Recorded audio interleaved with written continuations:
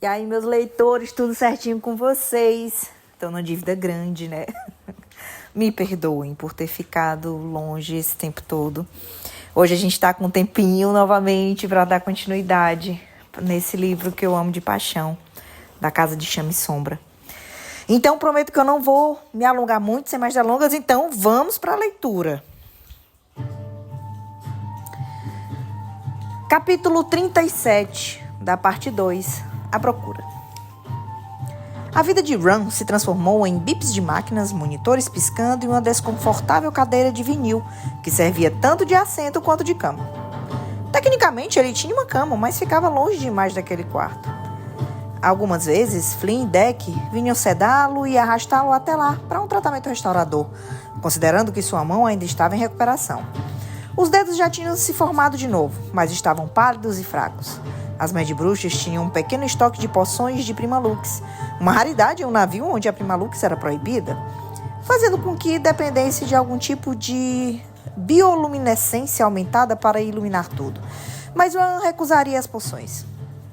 Tinha exigido que dessem até a última gota para Lídia, deixaria a mão se curar à moda antiga. Se ele e Baxen algum dia superariam a provação que levar a mão a ser mais mastigada, isso era outra história. Mas com uma coisa a qual lidaria talvez mais tarde. Durma um pouco, disse Flynn na porta, uma xícara do que cheirava café na mão. O amigo assinou com a cabeça para a cama, os fios e as máquinas diante de Ron. Posso ficar de vigia? Eu tô bem, respondeu Ron com a voz rouca. Mal falava desde o dia anterior, não queria conversar com ninguém, nem mesmo Flynn e Deck, ainda que tivesse ido atrás dele, o que tivesse salvado. Tudo por causa da fêmea diante dele. Enquanto reconstruíram o que restava do corpo dela, Lídia quase morreu 2 vezes, mesmo com a poção de Primalux curando as feridas do coração. Nas 2 vezes, Ron estivera dormindo na cama dele, do outro lado do maldito navio. Então, ele parou de sair desse quarto. Se havia sobrado alguma coisa de Lídia, era graças a Tharion, que lançara uma coluna de água amortecedora e a protegera do impacto total ao aterrissar as rochas. Mas o Tritão ainda estivera longe demais para impedir por completo que ela sofresse com o baque da queda. Mas isso não fazia diferença, porque já havia aberto um buraco do tamanho de um punho no coração dela. O buraco havia desaparecido, curado graças àquela rara e preciosa poção de Primalux, e o coração dela voltara a funcionar se o monitor que marcava cada batida estivesse de indicação. Pulmões reparados, costelas reconstruídas, crânio rachado, remendado, cérebro enfiado de volta no lugar. Ron não conseguia parar de visualizar o estado do corpo de Lídia quando Tharion puxou para dentro do cargueiro das profundezas. O corpo mole tão pequeno, nunca tinha se dado conta do quanto ela era menor do que ele, ou de como seria se o mundo começasse a existir sem ela. Porque Lídia tinha morrido. Quando Tharion a carregou vindo da costa, ela estava para lá de morta. Até mesmo suas habilidades de cura Vani tinham passado do limite. Agora, algo se partiu em Ron ao ver aquilo. Uma parte dele que nem Pollux, nem o Falcão e nem o calabouço dos Asteri conseguia alcançar. Então, as Mad Bruxas do navio esvaziaram seus estoques de poções de Primalux em Lídia. Atalar usou seu relâmpago para fazer o coração dela acelerar, porque mesmo os milagres líquidos não foram suficientes para fazê-lo bater. O relâmpago de Atalar já fora necessário 3 vezes, porque o carrinho de emergência demorou muito para ligar quando o coração parou de funcionar. Quando Ron perguntou como ele sabia se isso funcionaria, o anjo murmurou algo sobre agradecer a Rigelos pela ideia e deixou por isso mesmo. Ron estivera aliviado demais com o som das batidas do coração de Lídia para perguntar depois. Ron, cara, você precisa dormir. Flynn finalmente entrou na sala, sentando-se na cadeira ao lado dele. Se ela se levantar, eu te ligo. Se ela se mexer, eu te ligo. Ron apenas ficou encarando a fêmea terrivelmente pálida na cama. Ron. A última coisa que ela disse, sussurrou Ron, foi que ela estava morta para mim. Flynn suspirou. Tenho certeza de que ela sabia que você não estava falando sério. Eu estava falando sério. O amigo engoliu em seco. Não sabia que as coisas entre vocês tinham ficado tão intensas? Ainda assim, ela fez tudo isso para me salvar, disse ele, ignorando o pedido silencioso de Flynn para atualizá-lo. Ele seria comido vivo pela culpa. Ela fizera as coisas terríveis com a Corsa, antes e depois de se tornar Daybride. Coisas que ele não conseguia esquecer, mas a cabeça dele não parava de girar, de raiva, de culpa e daquela outra coisa. Flynn apertou o ombro dele. Vai dormir, Ron. Eu cuido da sua garota. Ela não era a garota dele. Não era nada dele. Mesmo assim, ele continuou ignorando Flynn. Não se moveu da cadeira, embora tenha fechado os olhos. Concentrou-se em sua respiração até que o sono chegasse. Idiota teimoso, murmurou Flynn, mas o cobriu com uma manta de qualquer maneira. Day, disse Ron para o vazio entre eles. Como fazia todas as horas desde então. Day, você consegue me ouvir? Nenhuma resposta. Lydia? Ele nunca a chamara pelo nome antes, nem mesmo ali. Tentou novamente, chamando o nome do vazio como um apelido. Lydia. Mas a escuridão apenas uivou em resposta. Então, disse Hunt a Tarion enquanto estava no refeitório vazio do cargueiro das profundezas. A rainha víbora, hein? Tarion beliscou seu peixe escalfado e a salada de algas marinhas cortadas em tiras finas. Não vamos entrar nesse mérito, tá lá. Eles tinham perdido o almoço, mas conseguiam as sobras com os cozinheiros. Justo. Hunt flexionou as asas, já de volta à força habitual, graças à prima Lux, que Lydia conseguira dar para ele através de alguma maquinação sua. Obrigado por ter vindo nos buscar. Tarion ergueu o olhar sombrio, no vazio. Hunt conhecia bem essa sensação. Estava tentando não se sentir desse jeito a cada segundo de cada minuto. Agora que ele e os amigos estavam ali, sãos e salvos, sem a tortura física como distração, ele se afogava nesse sentimento. Rostron disse que somos uma matilha, disse Tarion. Não curto muito essa de comparação canina, mas eu gosto da ideia que expressa. Assim que Lydia nos disse que faltavam dias para executarem vocês, tivemos que fazer o que fosse necessário, mais ou menos. Não fora tão fácil assim, lógico, mas depois de sair do mercado da carne, ele fora com tudo. Hunt tinha recebido um resumo de tudo que havia acontecido, ou pelo menos parte disso, considerando que Lydia permanecia inconsciente. Ele ainda não fazia ideia do que ela tinha feito para organizar as coisas. Era tudo tão improvável, tão impossível. Ele acordara na noite anterior, encharcado de suor, convencido de que estava de volta àqueles calabouços. Foi necessário acender as luzes para aceitar que estava em outro lugar. Aqueles segundos iniciais da escuridão total, quando não sabia onde estava, tinham sido insuportáveis. Desejou que Bryce estivesse com ele, mas apenas para dormir ao lado dele, para relembrá-lo de que havia conseguido escapar. Mas porque ele precisava da melhor amiga dele. Porém, Bryce não estava ali. E esse fato também o fez despertar do sono. Sonhos em que ele caía pelo espaço, sozinha, perdida. Tudo para sempre. Tarion pareceu sentir a mudança em seus pensamentos porque perguntou baixinho. Como você tá, Talá? As asas voltaram ao normal, afirmou Hunt dobrando-as com firmeza atrás de si. Emocionante? Ele deu de ombros.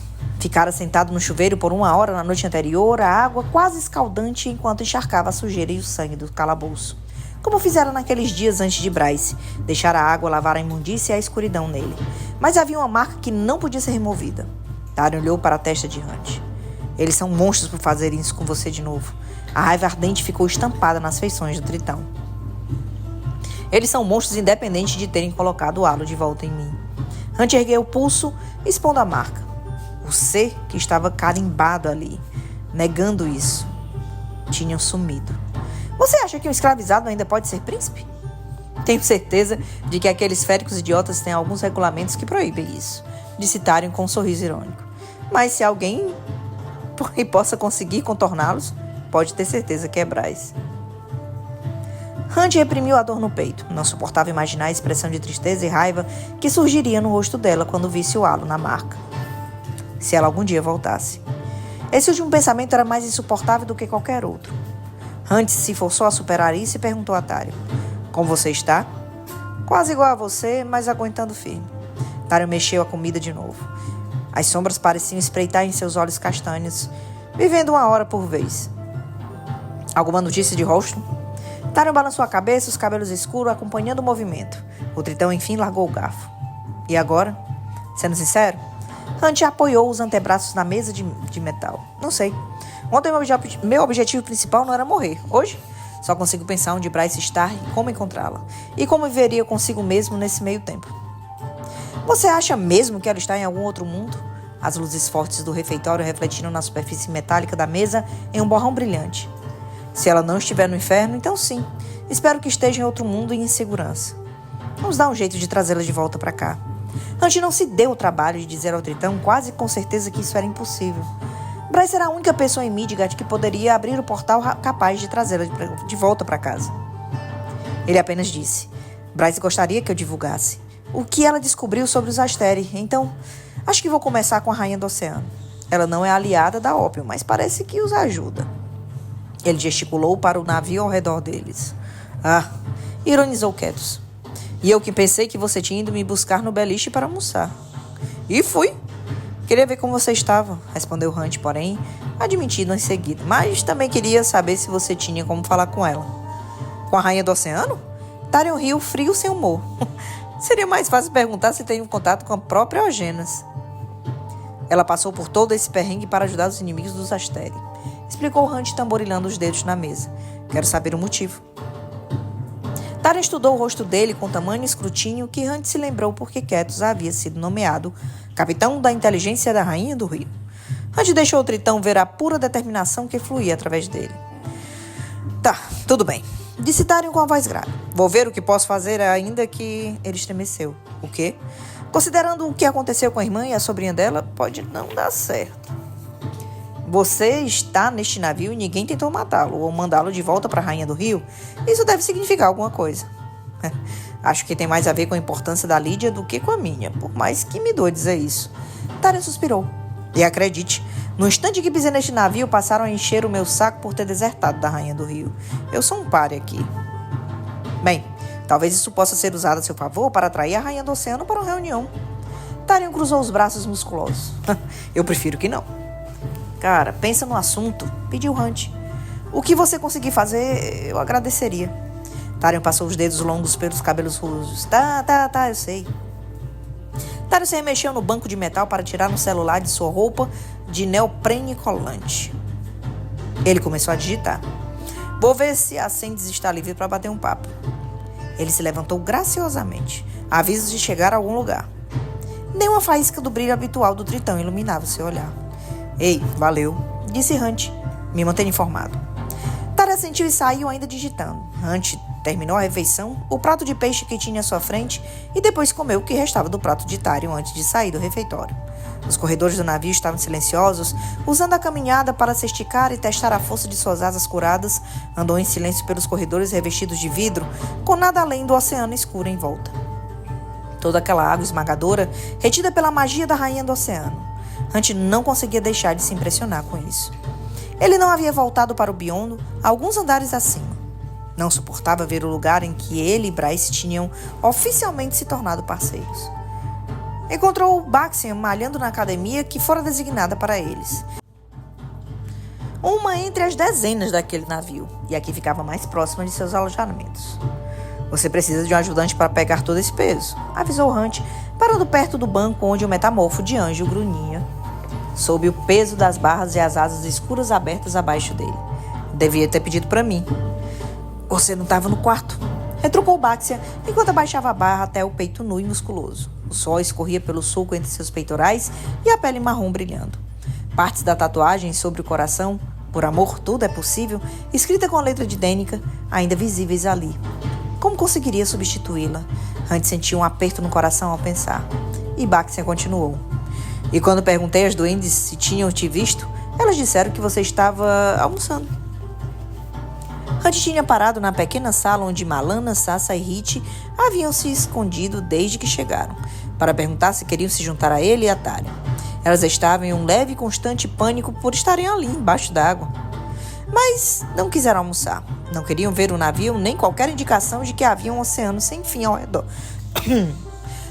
Não queriam ver o navio e nem qualquer indicação de que havia um oceano sem fim ao redor delas. Então, ficaram em seu quarto sem janelas, assistindo a algum reality show sem conteúdo sobre os corretores de imóveis, vendendo mansões nas ilhas de Coronal. E fingindo que não estavam cercadas por uma armadilha gigantesca e letal para sua própria espécie. Foi doloroso vê-las mais cedo reunidas em volta da televisão.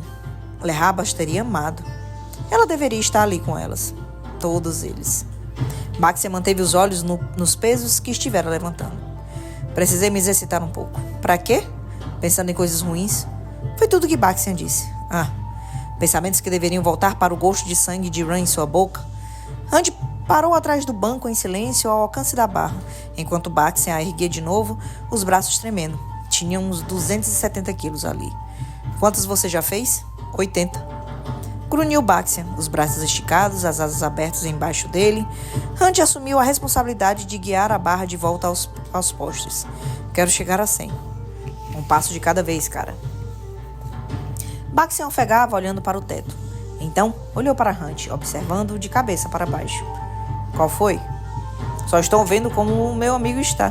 Eu estou bem, respondeu Baxian, curvando-se para apoiar as mãos nas coxas, as asas caídas sobre os ladrilhos de plástico e preto. Hunt sabia que era mentira, mas assentiu de qualquer maneira. Se Baxian quisesse conversar, ele o faria. Ele contou para Baxian tudo o que acontecera enquanto estava no quarto da Mad Bruxa no dia anterior, entre suturas, poções e dor. Contou de Bryce, da Costa, de todas as merdas que haviam descoberto. Baxian aceitou bem, ainda que seu choque pelo envolvimento da Costa fosse óbvio. Hunt não tinha como culpá-lo, ele mesmo ainda tinha dificuldade em acreditar nisso. Mas Baxian trabalhava com Lydia havia mais tempo do que Hunt. Provavelmente levaria mais tempo até que ajustasse uma imagem que tinha dela. Baxian acenou com a cabeça na direção do rosto de Hunt. Alguma sorte em remover essa parada escrota? Hunt não ousou olhar para a parede de espelhos atrás do cão do inferno. Não tinha sido capaz de suportar a visão de seu rosto com aquele halo mais uma vez estragando a sua testa. Poderia jurar que a tinta o queimava de vez em quando. Isso nunca tinha acontecido antes, mas esse novo halo pintado por rigelos parecia diferente, pior, vivo de alguma forma. Não, disse Hunt. E Baxian, na dor, se livrou dele da última vez. Talvez... Então, ao menos que tenha uma rainha bruxa escondida neste navio, tenho que aprender a conviver com ele por enquanto. Rigelos é um babaca do caralho, sempre foi. Baxian enxugou o suor da testa com as costas da mão. Hunt inclinou a cabeça. O que você fez mudar falando a real? Esse novo Baxian, Argus, é apenas o resultado de saber que Danica era sua parceira? Era uma pergunta arriscada, trazer à tona a parceira morta dele. Perder uma parceira era como perder metade da alma, viver sem a pessoa era uma tortura. Eu não quero falar sobre o passado, disse Baxian, as asas batendo com firmeza em seu corpo, e Hunt deixou de lado. Então, vamos falar dos próximos passos, sugeriu Hunt, dobrando as próprias asas, a sensação de aperto demorando um pouco mais. Mais um dia, e ele estaria de volta ao normal. O que tem para ser falado? O quadro geral é: os Asteri precisam manter o pé. Hunt bufou. Que bom que concordamos nisso. Ele só podia orar para que Tharion conseguisse fazer com que Sandys contatasse a rainha do oceano e que ela também pensasse que nem eles. Ele examinou o macho que pensava conhecer havia anos. É inocência demais torcer para que alguns dos antigos triados de Sandriel possam também ser anti-imperialistas em segredo? Melhor não abusar da sorte. 2 já é um belo número. 3, se incluirmos você. Ainda bem que ele nunca tinha realmente feito parte dos triários. Só precisou aguentar todas as merdas que eles faziam durante os anos que esteve acorrentado a Sandriel. Hunt ignorou o familiar arrepio de pavor diante da lembrança daqueles anos e perguntou: Mas você e Lydia nunca suspeitaram de vocês dois? Que vocês dois eram... Não, zero. Eu achava que ela era igual ao Pollux. Baxian enxugou mais suor da testa, a respiração se estabilizando. Você achava que Lydia... Quer dizer, você acha que ela vai sobreviver? Hunt esfregou o queixo. Eu espero que sim, precisamos dela. Pra quê? Hunt sorriu para o antigo inimigo e agora amigo, e ele supôs: para fazer esses filhos da puta pagarem pelo que fizeram. Tharion disse a si mesmo para não viajar, para focar no fato de que, contra todas as possibilidades, tinha conseguido resgatar os amigos do calabouço dos Asteri. Deram até um passo além de salvar Lydia, servos da morte, certo? Mas isso não importava. Rostron ficara para trás. Rostron, cuja vida Tharion havia destruído. E não apenas a vida de Rostron, mas também o futuro dos lobos. A herdeira Fendi estava morta por causa dele, tecnicamente por causa de Rostron, mas nada daquilo teria acontecido se ele não fosse pelas escolhas de Tharion. Desde que entraram naquele navio, não dera a ninguém a pinta de que passaram um dia inteiro vomitando as tripas. Em partes pela abstinência do veneno da Rainha Víbora, mas também por puro desgosto por tudo que havia feito, pelo que havia se tornado. Ariadne fora vendida, só os deuses sabiam para onde. Para quem? E tudo bem, tecnicamente, ela não tinha sido vendida, porque a Rainha Víbora não era sua dona, mas ela fora embora para evitar de ter que matar Rostron. Ou pelo menos foi o que a Rainha Víbora fez com que ela pensasse, conseguindo uma troca vantajosa enquanto durante todo aquele tempo Seu plano era colocar Sigrid no ringue contra Ethan. Se havia um nível abaixo do fundo do poço, Tharion estava lá. Ele se forçou a parar de ranger os dentes e a se concentrar em Sands. Ela estava no centro do pote, recebendo o relatório de um de seus soldados. Nenhum dos outros técnicos ou oficiais na ponte falou com ele. Nem sequer olharam na sua direção. Ao menos ninguém ali o chamava de traidor, mas todos sabiam que ele havia desertado da Rainha do Rio. E levando de conta o fato de que ele não era exatamente unanimidade no navio, sabia que o rancor se dava pelo fato dele ter desertado dos seres do mar, dos seus. Ele queria gritar para todos na ponte que, se pudesse, desertaria de si mesmo. Sands, enfim, se virou para ele após dispensar o soldado. Desculpe por isso. Tharion balançou a mão, considerando o tamanho da dívida que tinha com Sands e com aquele navio. Ele nunca mais precisaria pedir desculpas a ela por nada que fosse. Eu tenho a sensação de que é tudo o que eu digo hoje em dia, mas queria pedir um favor. Ela deu um sorriso fraco. Vai em frente. Ele se preparou. Se eu quisesse entrar em contato com a Rainha do Oceano, marcar um encontro com ela, eu, o Hunt, tá lá, você me ajudaria? Sands engoliu em seco. Não era um bom sinal. Se isso for pegar mal pra você, ressaltou Tharion. Não esquenta, mas eu disse a Atalá que te perguntaria e... Você vai conseguir o que quer, disse ela com tristeza. A Rainha do Oceano vem aqui amanhã. Tharion engoliu em seco, disfarçando a surpresa. Tá? Você parece preocupada? Sands puxou a gola da roupa. Ela quer ver vocês, todos vocês. Ele ergueu a sobrancelha. Problema resolvido, então. Pelo telefonema dela, tive a impressão de que não está muito feliz com sua presença aqui. Sands fez uma careta. Algo a ver com a Rainha Vibro e a Rainha do Rio ameaçando declarar guerra por abrigar você. Bom, que merda. Fim do capítulo 37. Capítulo 38. Ethan se lançou para cima do livro que de alguma forma havia deslizado para a porta do escritório, caído em cima dele com um baque que ecoou pelo seu corpo inteiro. Para sua consternação, o livro agitou-se debaixo dele, tentando se esquivar em direção à porta e ao mundo além. Parem com esse barulho! Reclamou Jesiba acima do som da sua digitação. Ethan grunhiu, pressionando todo o seu corpo e o seu peso considerável sobre o livro errante. Chega! Retrucou Jesiba, e o livro parou ao comando em sua voz. No entanto, Ethan não se mexeu até certeza que o livro tinha de fato obedecido a sua dona. Retirando o corpo para olhar o livro com a capa de couro azul, ele ficou tenso e então estendeu a mão para pegá-lo. Mas o livro ficou ali parado, inerte, como um livro normal. O livro fez menção e mordeu os dedos de Ethan, que se jogou novamente por cima dele. Lehab era muito mais eficiente e comia muito menos. Para onde vai toda essa comida, lobo? Ethan não foi capaz de responder enquanto lutava para fazer o livro obedecer de novo. Envolvendo-o em seus braços, agarrando-o contra o peito, ele ficou de pé e caminhou até a direção à prateleira onde o livro deveria ter ficado enquanto Ethan abria outra caixa. Eu disse chega! Disparou Jesiba e o livro congelou nos braços de Ethan. Ele o colocou de volta na prateleira antes que pudesse escapar. Então, deu o ombro com um empurrão de mandar o livro e se fuder. O livro foi para trás, como se quisesse pular da prateleira e atacá-lo mais uma vez. Mais uma onda dourada de luz brilhou em sua lombada. Uma grande e assentada em seu lugar. Proteções para selar os livros mágicos, o livro se debateu contra a grade e ali ficou. E Jesiba disse da mesa. Achei que tinha sido mais esperta do que ele com as proteções anteriores, mas quero ver como vai passar por essa. Como se respondesse, o livro voltou a se chacoalhar na estante. Ethan mostrou o dedo do meio e se virou para a feiticeira. Passara o último dia trabalhando sem parar. Desempacotando caixas, inspecionando as mercadorias, catalogando o conteúdo, reembalando os artefatos ali dentro, colocando novas etiquetas da remessa. Um trabalho pesado que ao menos o mantinha ocupado. Impediu-o de pensar no sangue em suas mãos, o corpo que ele só podia torcer para que de fato estivesse no gelo em algum lugar daquele labirinto subterrâneo. Não saiu do escritório de Roga. Ela mandava entregar a comida da cozinha particulares de casa. E caso ele precisasse descansar, ordenou que ele se deitasse no tapete todo enrolado como um cachorro que era.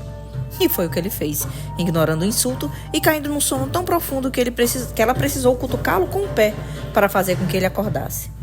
Ele poderia ter protestado por esse comportamento, se ela não fosse a portadora de boas notícias. Hunt Atalá, Ram Dunham e Bax e Argos haviam escapado do calabouço dos Asteri durante uma operação de resgate que incinerou toda a espinha. A Corsa tinha conseguido. Tarion Flynn e Deck tinham conseguido. De alguma forma, eles conseguiram. O alívio apertou sua garganta ao ponto de doer. Mesmo quando a vergonha por não ajudá-los revirou seu estômago. Desde então, Ethan e Jesiba haviam trocado poucas palavras. Roga passara boa parte do tempo em reuniões com clientes ou na casa, sobre as quais não falava com ele, mas agora Ethan olhou para a estante, para o livro mágico que se debatia contra as proteções que o mantinham no lugar.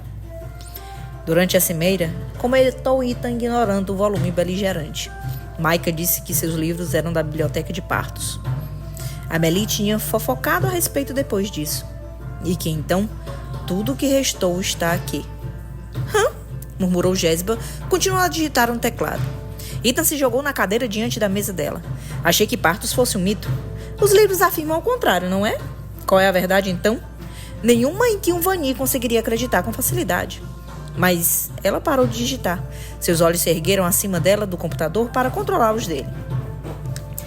Amelie Ravenscroft afirmou que Micah disse que a biblioteca continha 2.000 anos de conhecimento humano antes dos Asteri.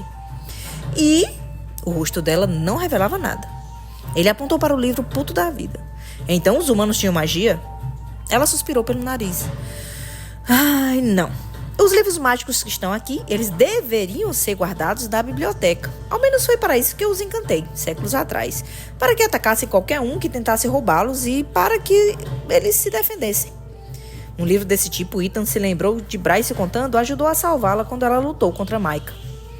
Mas os volumes ganharam vida e desejos próprios. Eles ficaram conscientes. Ela olhou para o livro mal comportado. E quando tentei desfazer os feitiços de vida que eles haviam, sua existência havia se tornado permanente demais para ser desfeita. Então, precisei de monitores como Lerraba para proteger os guardiões, para garantir que eles não escapassem e se tornassem um incômodo ainda maior. E por que não vendê-los? Ela olhou com um olhar fulminante para ele. Porque os meus feitiços estão escritos ali. Eu não vou deixar esse conhecimento ficar dando sopa pelo mundo afora. Roga foi uma bruxa antes de despertar para a casa de chama e sombra e se autodenominar feiticeira. Ela só podia imaginar o que havia visto em sua longuíssima vida. Então, o que eles dizem, os livros de Partos, o barulho das teclas começou. Nada e tudo. Ethan bufou. Enigmática como sempre. Ela parou novamente de escrever. A maioria das pessoas acharia que são chatos. Alguns são livros sobre matemática avançada, volumes inteiros sobre números imaginários, outros são de tratados filosóficos, uns são peças, tragédias, comédias e alguns são poesias. Tudo da vida humana antes dos Asteri? Uma grande civilização viveu em Midgard muito antes de ser conquistada pelos Asteri. Ele poderia jurar que ela parecia triste. Uma civilização que valorizava o conhecimento em suas variadas formas. Tanto que 100.000 humanos marcharam em Partos para salvar esses livros dos Asteri e do Vanir que vieram queimá-los. Ela balançou a cabeça, a expressão distante. Um mundo onde as pessoas amavam e valorizavam tantos livros que o aprendizado que estavam dispostos a morrer, tudo por conta deles. Você conseguiria imaginar como era essa civilização? 100.000 homens e mulheres marchando em defesa de uma biblioteca? Parece uma piada de mau gosto hoje em dia. Os olhos dela brilharam. Mas eles lutaram e morreram, tudo para dar às sacerdotisas da biblioteca tempo suficiente para contrabandear os livros em seus navios. Os exércitos Vanir interceptaram a maioria deles e as sacerdotisas foram queimadas, os seus preciosos livros sendo usados como lenha. Mas um dos navios e o lado dela se curvou para cima. O Griffin. Ele conseguiu escapar das redes Vanir. Navegou através do Haldren e encontrou um porto seguro em Valbara. Ethan balançou a cabeça devagar. Como você sabe de tudo isso, quando ninguém mais deveria saber? Os seres do mar sabem um pouco, ela se limitou a dizer. Eles ajudaram Griffin a atravessar o mar a mando da rainha do oceano. Mas por quê? Aí você vai ter que perguntar para os seres do mar. Mas por que você sabe disso? Como essa coleção veio parar nas suas mãos? Eu vou evitar fazer comparações com cachorros que não largam os ossos. Jesiba fechou seu laptop com um clique suave, entrelaçou os dedos e apoiou as mãos no computador. Que ela sabia quando manter a boca fechada, entende? Ela nunca perguntou por que tem esses livros, por que tem amuletos arquesianos que as sacerdotisas de Partos usavam. Ethan se sentiu com a boca ficar bem seca. Ethan sentiu a boca ficar seca. Ele sussurrou. O que é... Quem você é? Jesiba caiu na gargalhada e vários livros da estante estremeceram. Ethan mal conseguia respirar quando Jesiba estalou os dedos. Os cabelos curtos se soltaram em mechas longas e encaracoladas, emoldurando seu rosto. A maquiagem desapareceu, revelando traços de alguma forma que parecia mais jovem, mais inocente. Era Jesiba, mas não era Jesiba. Era Jesiba como se estivesse presa no auge da juventude e da inocência, mas a voz dela estava cansada, como sempre quando disse: para que você não pense que eu estou mentindo, esse é o estado ao qual sempre retornarei. Posso retornar a ser assim, se desejar. Então você é capaz de fazer transformações mágicas? Ela sorriu. Não, eu fui amaldiçoada por um demônio, por um príncipe que interceptou o meu navio e os livros que levava nele. O coração de Ethan batia cada vez mais forte. Já tínhamos quase chegado ao mar em Haldren quando Apollyon encontrou o Griffin. A voz dela não traria nenhuma emoção. Ele tinha ouvido falar da tentativa fracassada de resistência em Partos, dos navios e das sacerdotisas queimando junto com seus livros. Era curioso, mas saber o que poderia ser tão valioso para os humanos que estivessem dispostos a morrer para defender. Não conseguiu compreender quando eu disse que eram nada além do poder do conhecimento, que não havia nenhuma arma além do aprendizado. O sorriso dela se tornou mais amargo. Ele se recusou a acreditar em mim e me amaldiçoou pela minha insolência em não dizer a verdade. Ida engoliu em seco. Que maldição! Ela apontou para os cabelos mais longos, o rosto mais suave. Viver imutável, até que eu decidisse mostrar o verdadeiro poder dos livros, disse ela apenas. Ele ainda acredita que são uma arma, que um dia ficarei tão cansado de viver que vou entregar todos os livros revelando as supostas armas ali escondidas. Mas eu pensei que você fosse uma bruxa. Ela deu de ombros. Eu fui, por algum tempo. Como você categoriza uma mulher humana que parou de envelhecer? Que sempre volta à mesma idade, à mesma condição física de quando foi amaldiçoada. Eu apreciei meus anos com minhas colegas sacerdotisas em Partos. Quando as dinastias das bruxas surgiram, pensei que poderia encontrar dentre elas uma companhia semelhante, um lar. Você foi sacerdotisa em Partos? Ela assentiu. Sacerdotisa, bruxa e agora feiticeira. Mas se você era humana, de onde veio sua magia? Ela havia dito que Apollyon lhe concedera uma vida longa, não poderes. Os olhos cinzentos dela endureceram e escureceram como o mar tempestuoso que ela navegava muito tempo atrás. Quando Apollyon encontrou o meu barco, eu estava cheio de poder.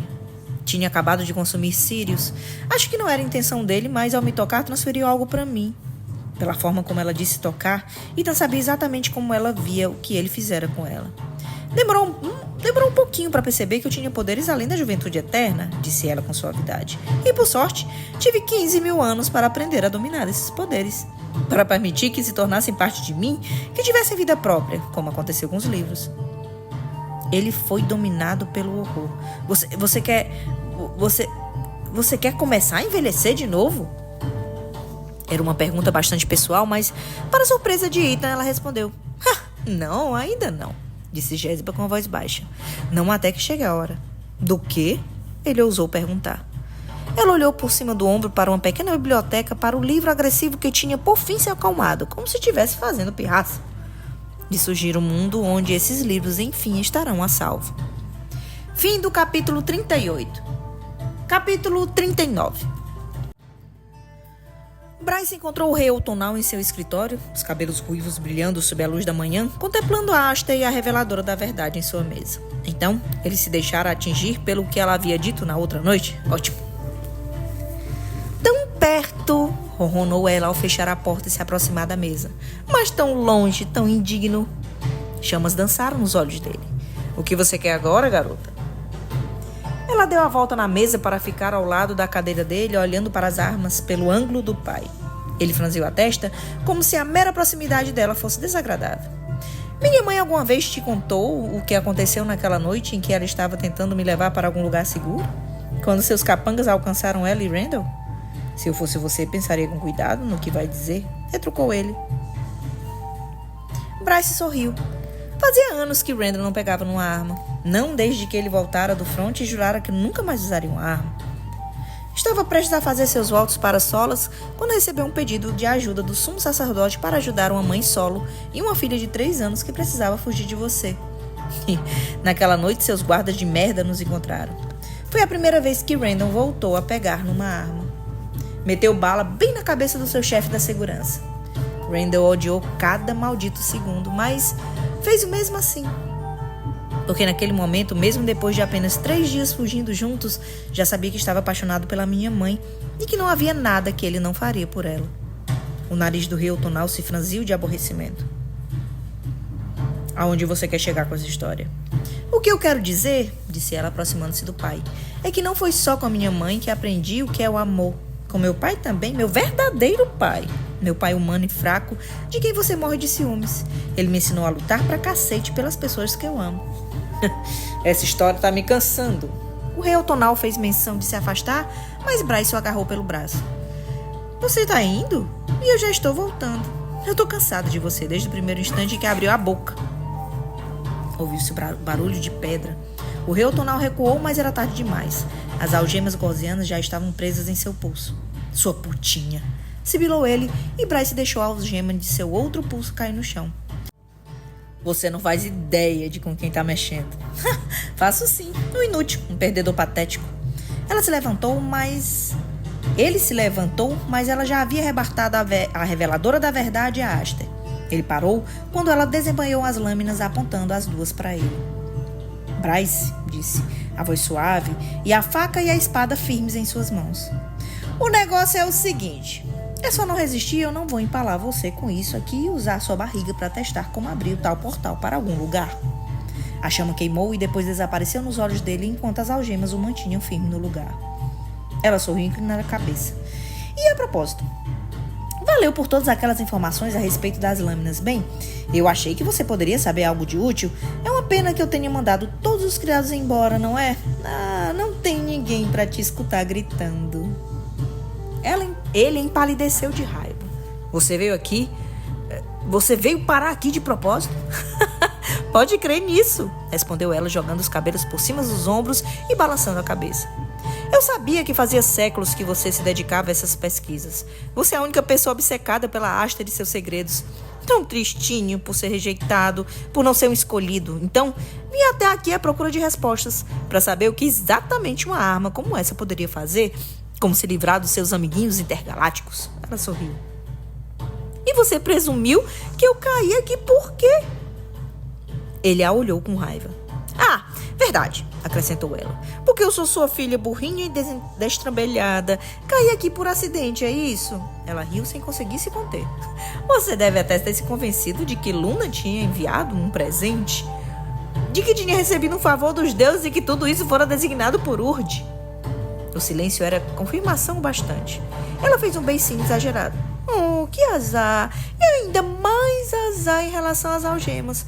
Por mais que eu ache apropriado ter usado a chave que Ron deixara guardada no quarto dele, Ron me contou isso certa vez. Era isso que ele tinha que usar quando você o prendia com as algemas para queimá-lo. Você colocou as coisinhas lindas nele para que não pudesse revidar. E aconteceu tantas vezes que ele investiu em uma chave desarmadora que deixava na mesa do quarto para que pudesse se libertar quando você o mandava de volta para lá para sofrer. O rei Otonal continuou em silêncio. O maldito nem negaria as acusações. Bryce exibiu os dentes, uma raiva ofuscante e abastarda invadindo sua visão. Mas a voz dela estava fria como gelo quando disse. Para ser sincera, eu queria mesmo era matar você. Vem aqui, vem agora. Pela minha mãe, mas também pelo Ron. E acho que por mim também. Ela indicou a porta com a cabeça. Mas temos um acordo, não é? Eu tenho um date quentíssimo ainda hoje. Ele lançou um olhar que ostentava a mais pura morte. Os Asteri vão matar você. Talvez. Mas você não vai contar nada disso para ajudá-los. Ela estendeu a haste na direção do rosto dele. É realmente uma pena que você tenha descontado todos os seus aparelhos eletrônicos e desligado a interweb. Não vai ter como pedir ajuda dentro do armário do porão. Ele estava tão indignado que chegou a engasgar. Não se preocupe, falou ela devagar. Coloquei um balde com um pouco de água lá para você. Deve ser o bastante até que um dos guardas imbecis se pergunte o que está acontecendo aqui e venha verificar. Ela fingiu ponderar. Mas pode ser que eles tenham certa dificuldade em passar pelas suas proteções. Assim como você terá. Infelizmente para você não. Não vou ter dificuldades. Você não colocou proteções contra teletransporte? Um dom tão raro por aqui. Nem passou pela sua cabeça se proteger disso, né? Ah, que sorte a minha. Eu pensaria com muito cuidado nos seus próximos movimentos. Se fosse... Tá certo. Ela apontou com a espada para a porta. Bora, sua morada subterrânea o aguarda. Ele não tentou nada enquanto ela o escoltava para baixo, evidentemente preocupado com o poder das armas que Bryce carregara. Desde que Vésperos se contorcera sob as suas duas lâminas, um pensamento no fundo da mente de Bryce a incomodava. Lembrando-se de tudo que Ran havia contado a respeito da obsessão do rei Otonal pela Aster, ela apostou que ele também poderia saber sobre a adaga. Foi a decisão mais difícil que já foi tomada na sua vida. Ir para lá, estar nesse joguinho em vez de fazer com que o portal a levasse direto para Hunt. Mas Hunt, como ela temia, ainda estava nos calabouços, e aparecer ali não teria sido muito sensato. E esse conhecimento era muito importante, mas agora ela sabia um pouco mais. A Aster, a reveladora da verdade, poderiam abrir um portal para lugar nenhum, fosse ele qualquer fosse. Agora, ela só precisava aprender como fazê-las agirem dessa maneira. Ainda bem que ele também tinha dito onde encontrar mais informações sobre as lâminas em Midgard. O rei Otonal hesitou quando Bryce apontou com a espada para o armário aberto no porão. Como grande parte da casa era à prova de fogo, era possível que demorasse algum tempo para conseguir derrubar a pesada porta de aço, caso conseguisse se libertar das algemas gorzianas. O rei Otonal rosnou enquanto adentrava o armário. Eu vou matar você e a puta da sua mãe por isso. Ela fez um sinal para que ele entrasse no armário. Tá bom, peraí, eu vou deixar agendado para amanhã. E com isso, ela bateu a porta na cara dele, trancando-o em seguida. Ele se jogou contra a porta um segundo depois. A porta estremeceu, mas aguentou. Assoviando baixinho e apoiando Aster no ombro, Bryce saiu do porão. Tinha muito mais para fazer, lugares para estar, pessoas para vencer. E muito mais ainda para aprender. 5 minutos depois, Bryce tirou o celular da gaveta da escrivaninha do escritório do rei Otonal. Estava sem bateria e uma busca rápida pelo escritório não mostrou nenhum indício de cabos de carregamento para fazê-lo voltar a funcionar. Ela o enfiou no cós da legging e pegou a Aster e a reveladora da verdade que tinham deixado na mesa. O dispositivo prismático do rei Otonal estava onde ele o havia deixado. Um raio de luz solar brilhava através das janelas, refletindo o prisma e refratando um arco-íris em um dos planetas dourados do planetário. Em Midgard, a luz se separou. Luz pura.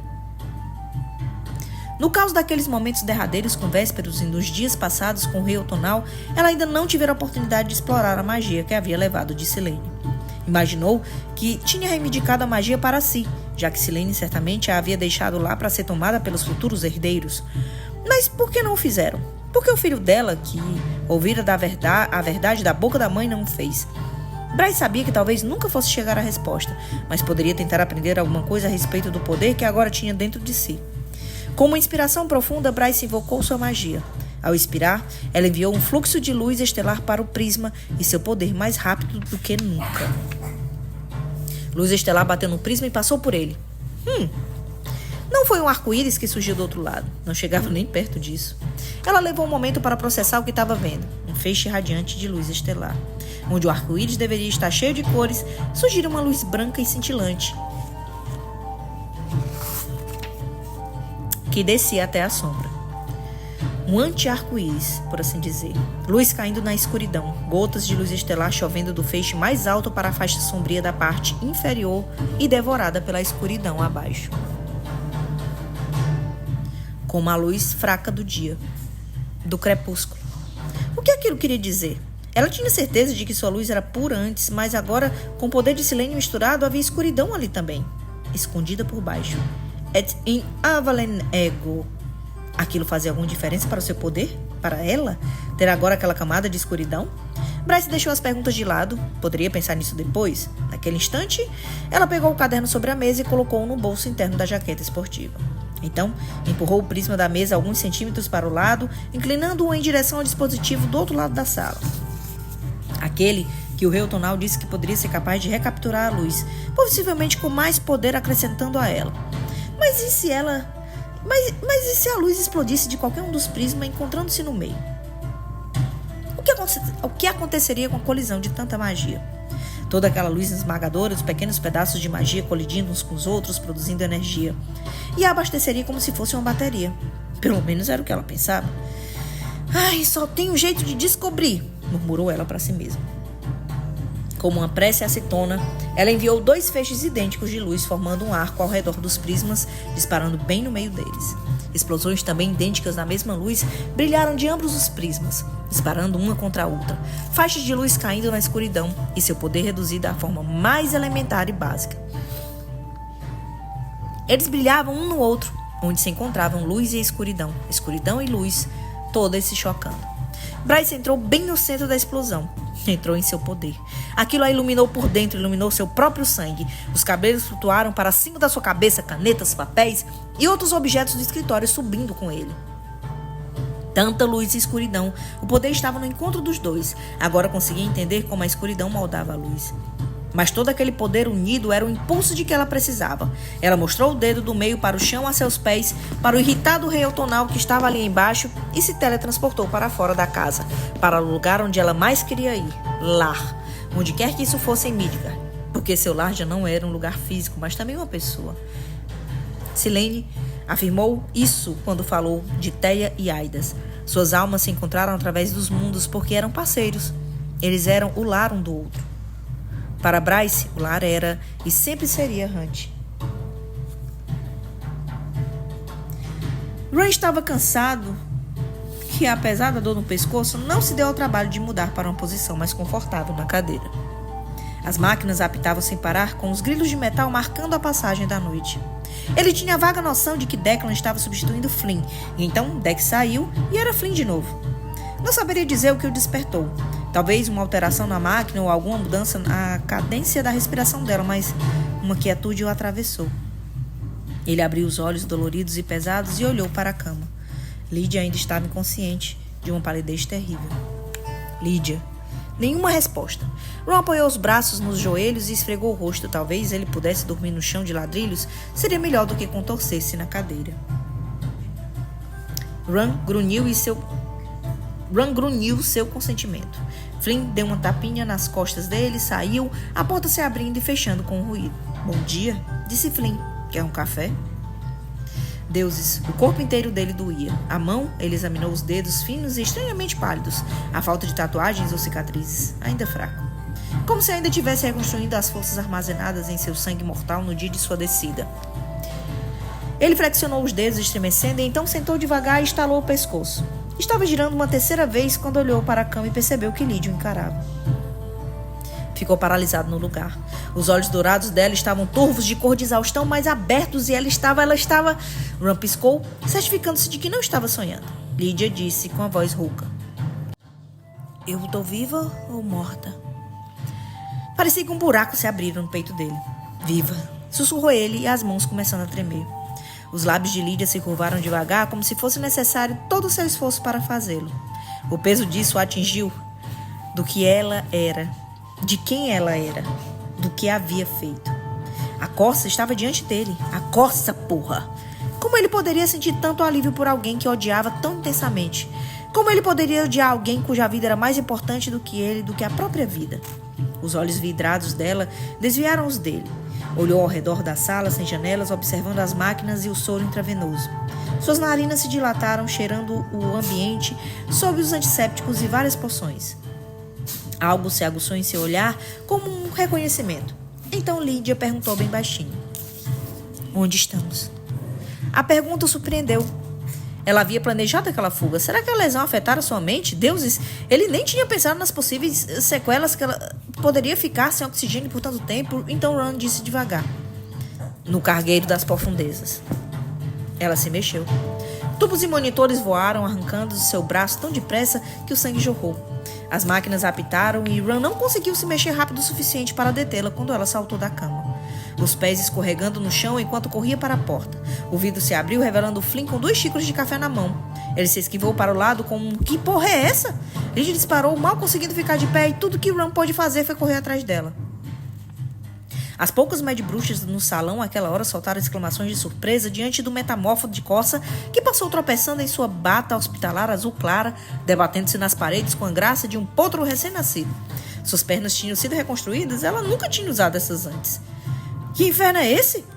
Flynn, um passo atrás de Ron, cheirando ao café que tinha sido derramado sobre si mesmo quando pulara para fora do caminho de Lydia. Lydia chegou nas escadas e pouco antes da porta se fechar atrás dela, Ron a viu tropeçar caindo de joelhos nos degraus e voltando a se levantar. Lydia! Ofegou ele, cada passo fazendo seus pulmões arderem. Pra puta que pariu com o corpo dele ainda se curando! Ele bateu com tudo na porta que se levava às escadas do poço, mas ela já estava na metade do caminho, as pernas longas, pálidas e finas contra os azulejos cinzentos. Ela avançou cada vez mais sem saber ou ignorar o fato de que Ron corria logo atrás dela. Ela abriu uma porta sem identificação e saiu em disparada pelo corredor. Pessoas à paisana se grudaram junto às paredes ao vê-la. Depois a ele. As paredes ali estavam cobertas de arte com cores chamativas e panfletos. Lydia respirava cada vez mais fundo, soluçava, esticando o pescoço para ver as janelas dos quartos por onde passava. Ron leu as palavras em cada porta de madeira. 3º ano, 7º ano, 5º ano. Ela derrapou até parar, agarrando-se ao batente da porta. Ron chegou ao lado dela no momento em que espiou pelo vidro. 9º ano. Um grupo de adolescentes. A maioria dos seres do mar, de pele listrada de diversas cores. Estava sentada em fileiras de carteiras na sala de aula. Lydia pressionou a mão contra a porta. Lágrimas escorriam do seu rosto. E então, um garoto, de cabelos dourados e olhos azuis, desviou o olhar do professor e olhou para a janela. O garoto não era o Tritão. Ron sentiu o chão sumindo dos seus pés. O menino era a cara de Lydia. Tinha a mesma cor de pele e de cabelo. Outro menino à sua esquerda, também não Tritão, tinha cabelos escuros e olhos dourados. Os olhos de Lydia. Atrás deles, Flynn grunhiu de surpresa. Você tem irmãos nesses navios? Eles não são meus irmãos, sussurrou Lydia. Seus dedos se curvaram no vidro. São meus filhos. Fim do capítulo 39. Meu povo, meu povo. E as surpresas não param de chegar, gente. Eu não posso mais ficar tanto tempo assim sem ler. Vamos dar uma pausa, mas já já eu volto com a leitura de novo, tá? Então até já, beijos pra vocês e fiquem aí, me aguardem.